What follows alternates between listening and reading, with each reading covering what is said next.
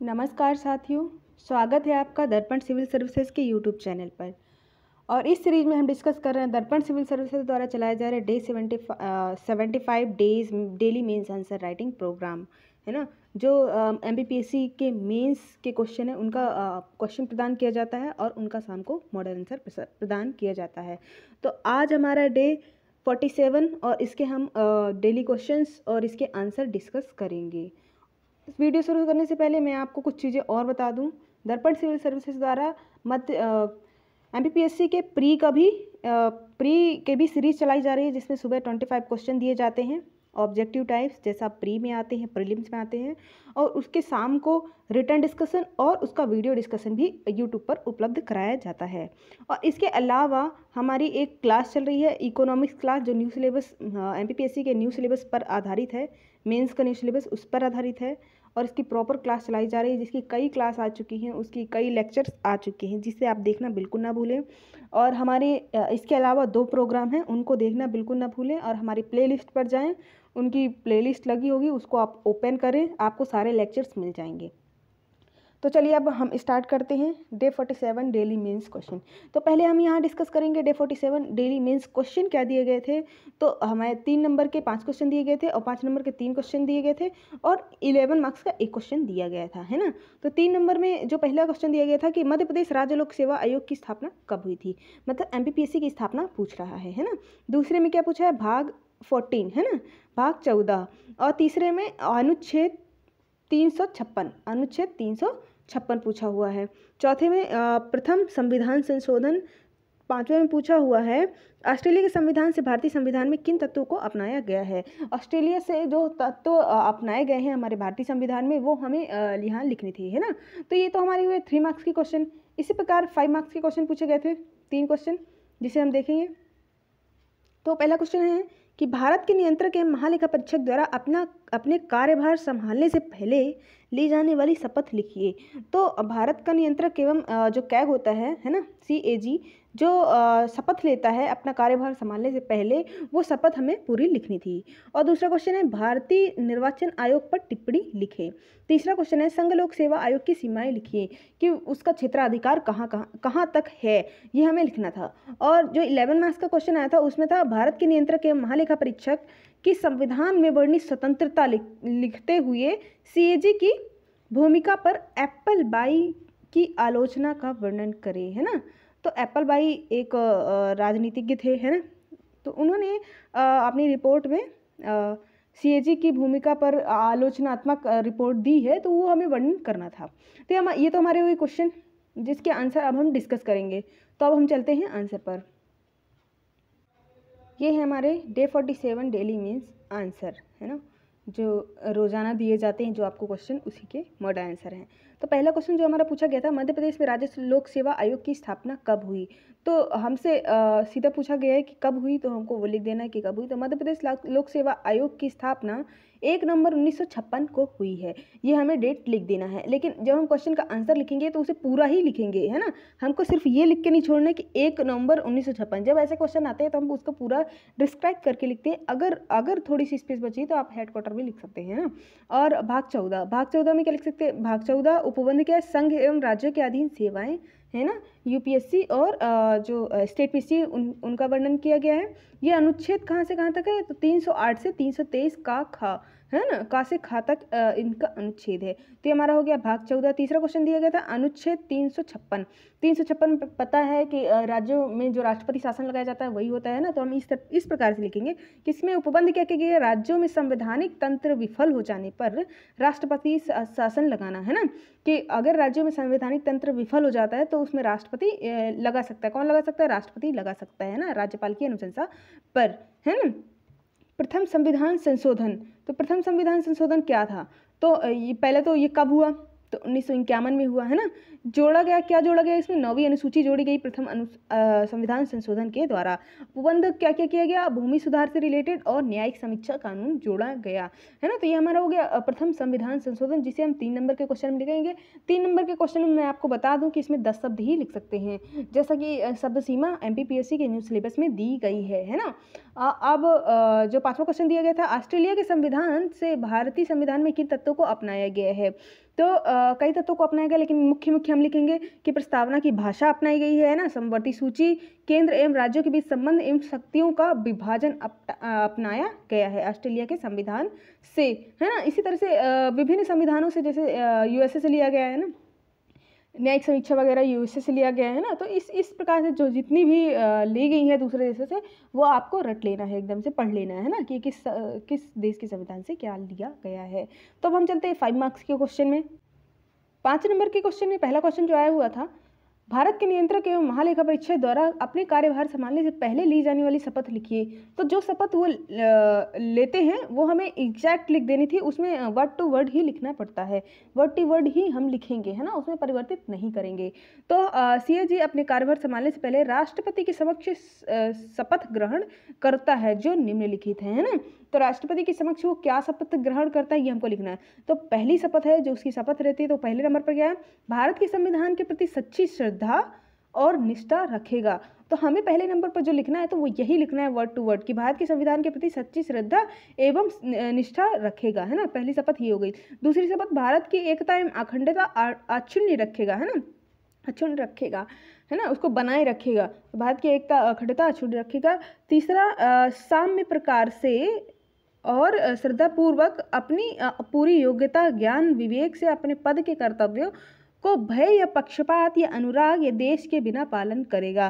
मतलब अपने कर्तव्यों के पालन में ये सब नहीं लाना है, पक्षपात, अनुराग, आदेश, है ना, ये सब उसके बीच में नहीं आना चाहिए। मतलब वो अपने कर्तव्यों का पालन जिस तरह से कहा गया सिर्फ उसी तरह से ही करेगा। तो ये तो हमारे हो गए महालेखा परीक्षक के शपथ। तो इसी प्रकार से हमें लिख देना है जब 5 मार्क्स का क्वेश्चन आएगा। 5 मार्क्स में क्वेश्चन में मैं आपको बता दूं 50 शब्द ही लिख सकते हैं, जिसके लिए इतनी ही स्पेस दी जाएगी, है ना, इतनी ही लगभग दी जाएगी। तो ये तो हमारा हुआ पहला क्वेश्चन। अब हम दूसरे क्वेश्चन पर देखते हैं। दूसरा क्वेश्चन हमारा दिया गया था, भारतीय निर्वाचन आयोग पर टिप्पणी लिखें, है ना। तो इस पर हमने टिप्पणी में तो कुछ भी ओवरव्यू लिखना होता है कि हम उसकी मुख्य मुख्य बातों को लिख दें, है ना। तो पहले हमने एक इंट्रो बनाया, है ना, इंट्रो बनाया कि यह एक संवैधानिक निकाय है। कौन? भारतीय निर्वाचन आयोग, क्योंकि इसका संविधान में वर्णन है। प्रावधान कहाँ है? भाग 15 में है, अनुच्छेद 324, है ना। तो हमको इसका भाग भी लिख दिया और अनुच्छेद भी लिख दिया इसके इंट्रो में, है ना। अब हम इसका लिखेंगे उद्देश्य क्या है। देश में लोकसभा, राज्यसभा, विधानसभा, विधान परिषद, राष्ट्रपति, उपराष्ट्रपति के चुनाव का संचालन, निर्देशन एवं नियंत्रण करना, है ना। लोकसभा का चुनाव भारतीय निर्वाचन आयोग कराता है, राज्यसभा का भी, विधानसभा, विधान परिषद, राष्ट्रपति, उपराष्ट्रपति का चुनाव का संचालन, निर्देशन एवं नियंत्रण कौन करता है? भारतीय राज्य निर्वाचन आयोग करता है, जिसका ये उद्देश्य है ना। संरचना इसकी क्या होती है? तो कई बार इसकी संरचना में बदलाव हुआ, लेकिन वर्तमान में जो है हमें वही संरचना लिखनी है, क्योंकि हमारे पास स्पेस इतनी कम है। अगर वो क्वेश्चन ज़्यादा में आया होता या फिर संरचना एग्जैक्ट संरचना ही पूछता तब हम उसको डिस्क्राइब करके लिखते, लेकिन अभी हमको सिर्फ टिप्पणी में लिखना है और स्पेस कम है, तो हम सिर्फ वर्तमान में जो है वही लिखेंगे कि एक मुख्य चुनाव आयुक्त होता है और 2 अन्य आयुक्त होते हैं। और वर्तमान में मुख्य चुनाव आयुक्त जो है वो कौन है? सुशील चंद्रा जी हैं, है ना, सुशील चंद्रा हैं, और इसका मुख्यालय कहाँ है? दिल्ली में है। तो हमारा हुआ भारतीय निर्वाचन आयोग पर टिप्पणी हो गई, है ना। तो इस प्रकार से हमको टिप्पणी लिख देनी है। अब हम चलते हैं नेक्स्ट क्वेश्चन पर। तो जो तीसरा क्वेश्चन था वो हमारा दिया गया था, संघ लोक सेवा आयोग की सीमाएं लिखिए।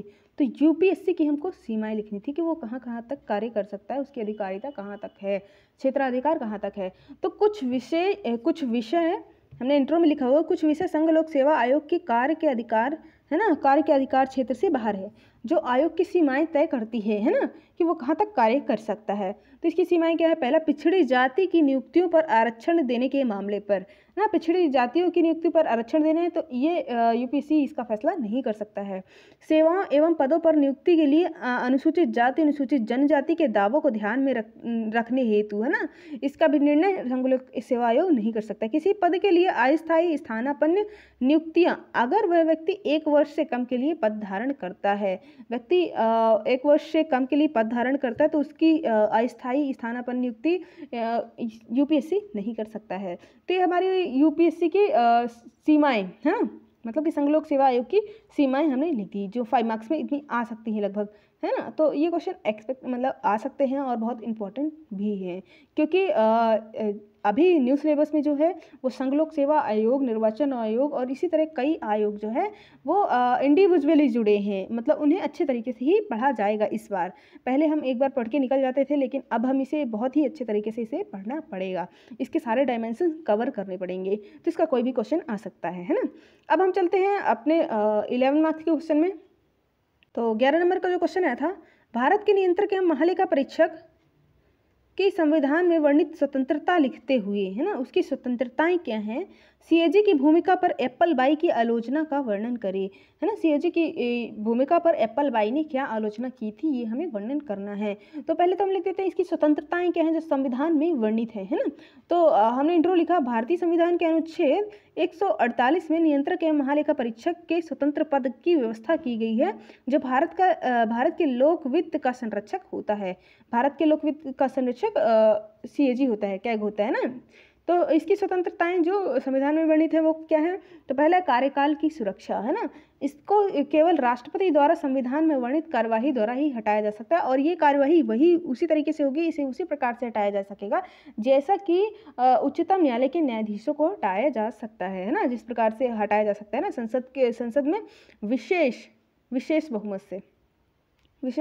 से हटाया जा सकता है ना। और दूसरा, पद छोड़ने के बाद कहीं और पद ग्रहण नहीं कर सकता। अगर इसके पद छोड़ने के बाद ना तो ये केंद्र सरकार और ना ही राज्य सरकार में कहीं भी पद ग्रहण नहीं कर सकता है। और दूसरा, इसके वेतन एवं सेवा शर्तें संसद द्वारा निर्धारित होती हैं। इसके वेतन एवं सेवा शर्तें किसके द्वारा निर्धारित होती है, संसद द्वारा। उसके अधिकारों में उसकी नियुक्ति के पश्चात अलाभकारी परिवर्तन नहीं किया जाएगा, मतलब उसके जो भी वेतन और सेवा शर्तें हैं उस है ना, अधिकार जो उसके अधिकार दिए थे उसमें अलाभकारी परिवर्तन नहीं किया जाएगा उसकी नियुक्ति के पश्चात, है ना।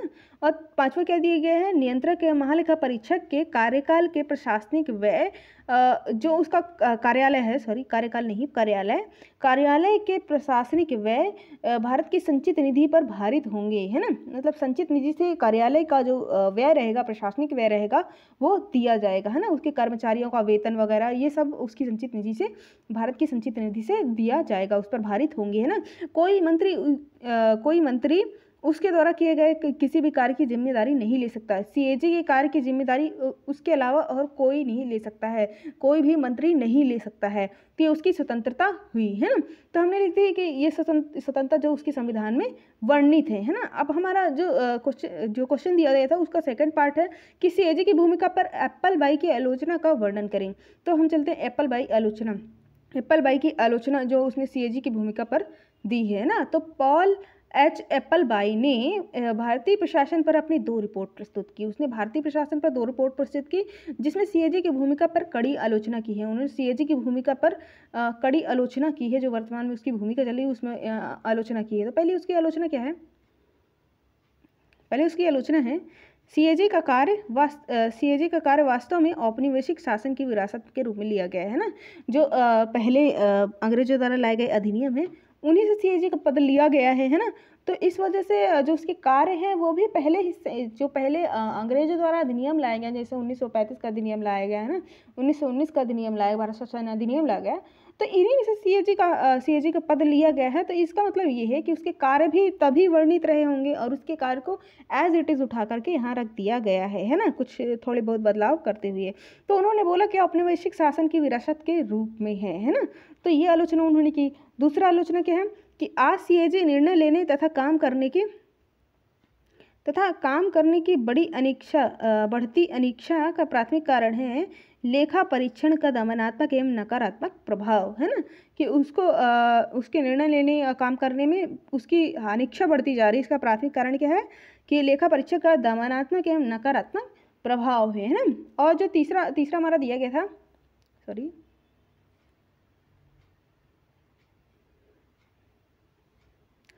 तीसरा दिया गया था संसद की लेखा परीक्षक को संसदीय दायित्व के महत्व को बढ़ा चढ़ाकर देखा जाता है।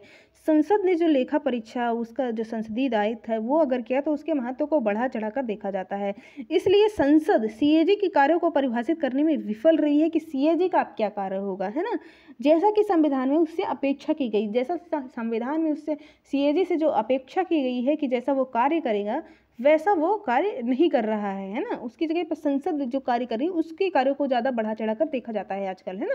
सीएजी के कार्यों को नज़रअंदाज किया जाता है ना। पांचवा क्या है, किसी विभाग का उप सचिव अपने विभाग की समस्याओं के बारे में सीएजी तथा उसके कर्मचारियों से अधिक जानता है ना। जो कोई भी विभाग है तो उसकी समस्याएं उस जो विभाग का उप सचिव है वो ज़्यादा जानता है ना। तो सीएजी की अपेक्षा उसके कर्मचारियों की अपेक्षा तो सीएजी की भूमिका यहाँ पर क्या हो जाती है, कम हो जाती है। जो वो जानता ही नहीं तो वो कार्य क्या करेगा, है ना।